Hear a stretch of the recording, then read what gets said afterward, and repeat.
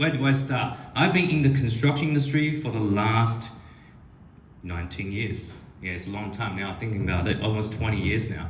I've seen the changes, from applying softwares, applying processes, now it's AI, and what an amazing industry. And you know what? We're still very, very, very behind compared to other industries. Like, we're so far behind, meaning we have so much that we can potentially improve. 30% is what I put in here that you can improve in 3 months, and that's extremely, extremely conservative. You can do much more.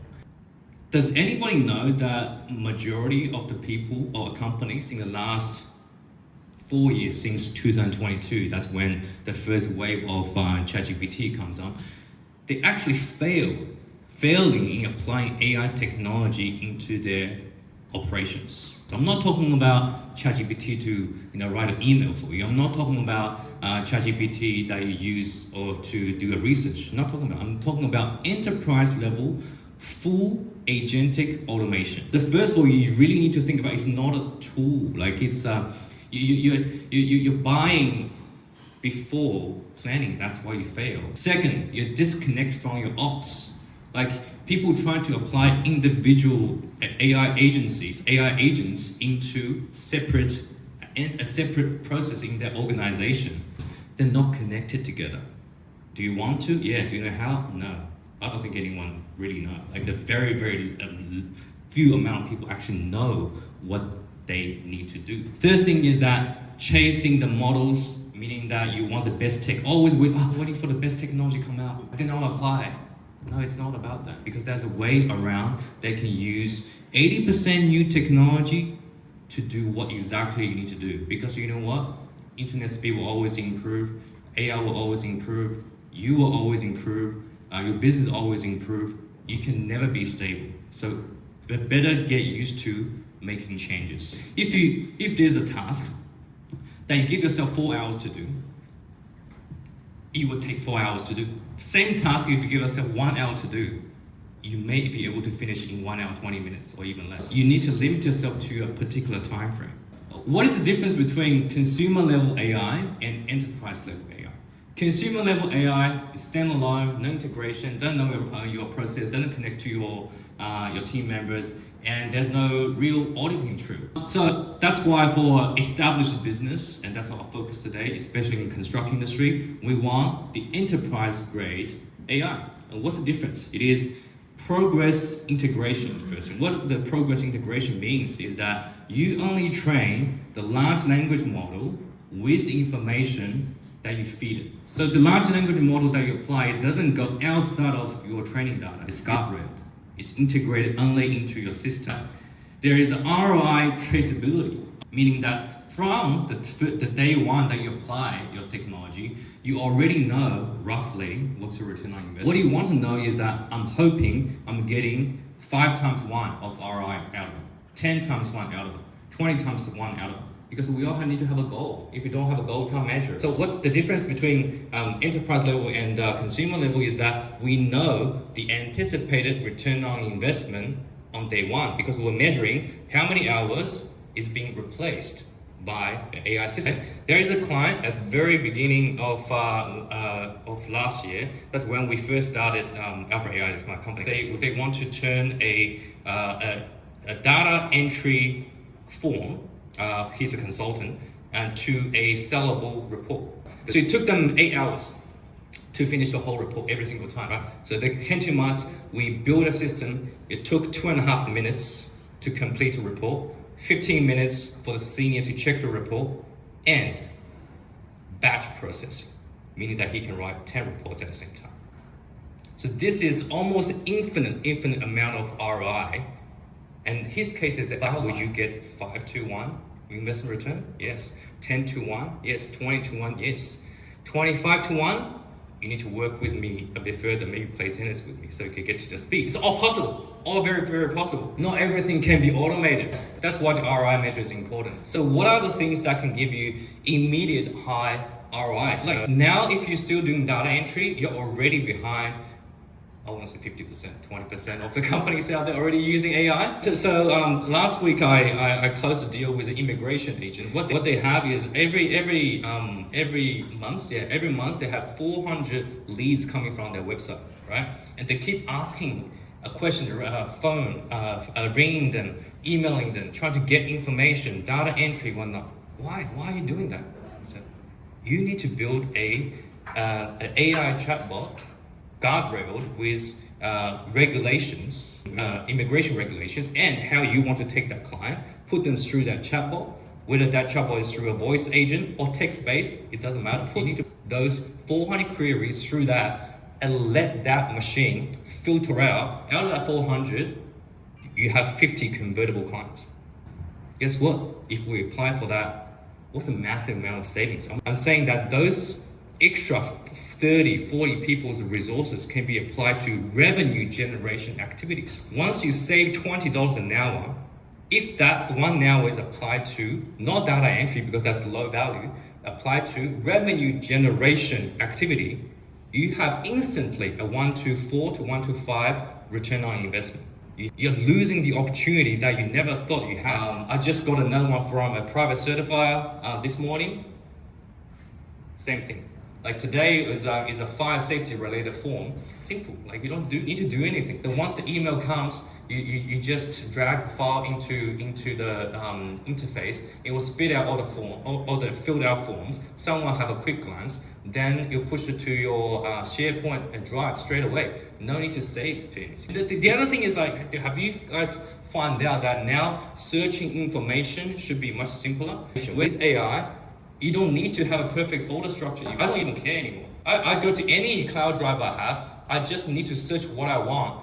Where is it saved? I don't care. As long as I can find it, as long as it's there. What are the high cost decisions?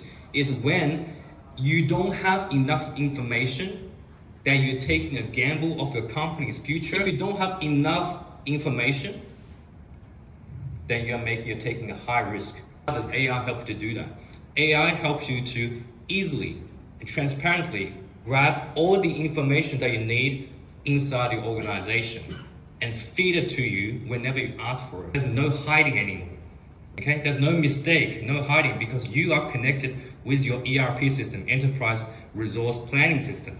We can't really automate everything. I'm betting that at least in an organization, 30%, 50% is a waste of time of email search, data entry, finding files and whatnot. Half of the things in terms of coordination is that when someone finds the wrong information from somewhere because he's being lazy, and that wrong information gets passed on to someone else, and that someone's action on the wrong information, then everybody come back and fix it.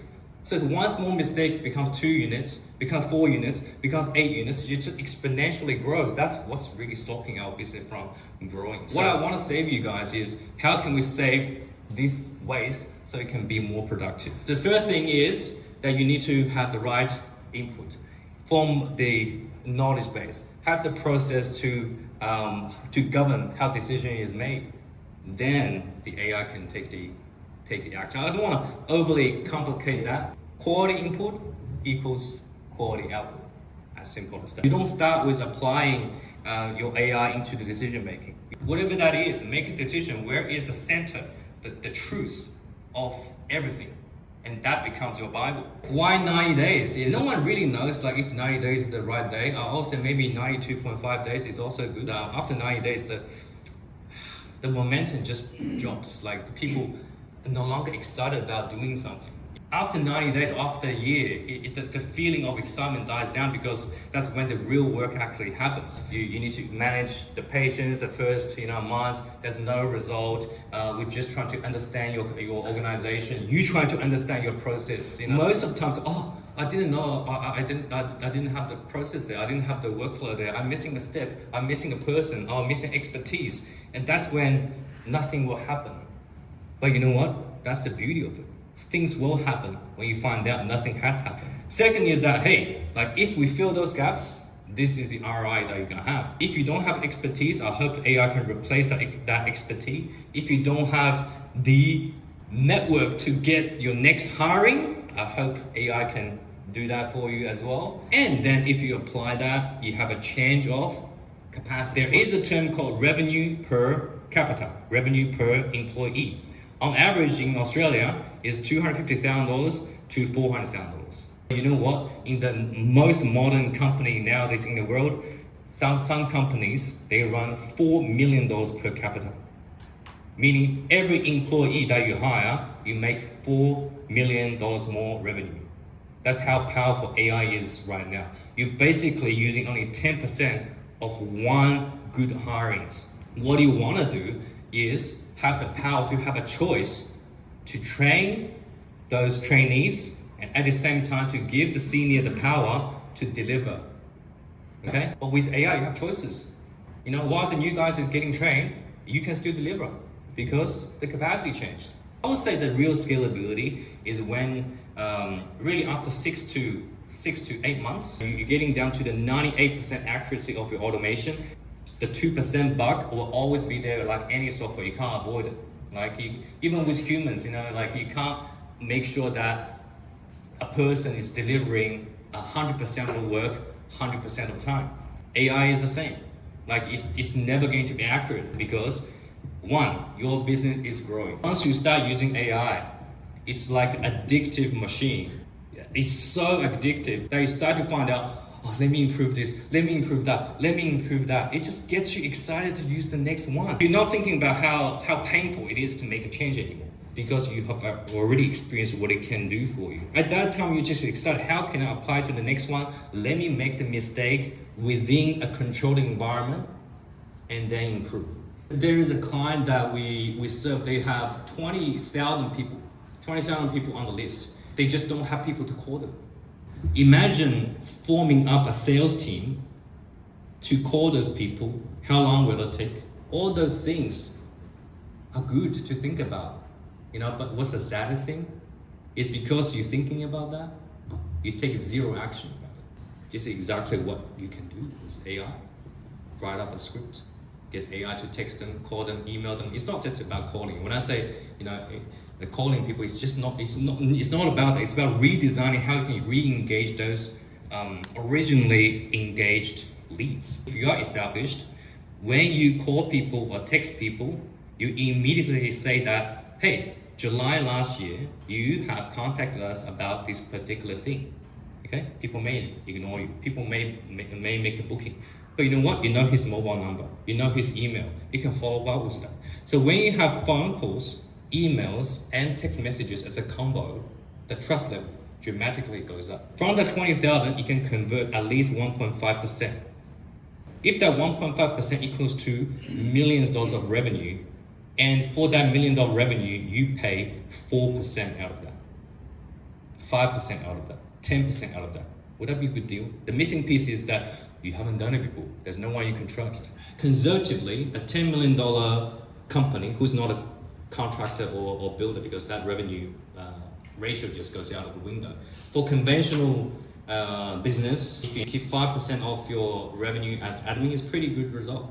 Have one admin person or even yourself to run the whole organization. That will be your goal. With today's AI technology, it is possible. For the beginners, I wouldn't use any AI tools to communicate or to do things for, you know, your clients or external connections. Fix your internal things first to build a familiarity of what your AI limitation is. Treat AI as an employee. Oh, that is so true. Like AI is not someone who come here and hit the ground running as well. They need training. They need data. If you feed it with the wrong information, for example, if your apple is selling for $5, you're feeding the AI your apple is selling for $3, it will give you $3 because you told AI that way. But you know what? They're very smart. Once they learn it once, you don't need to say it twice. Do you agree?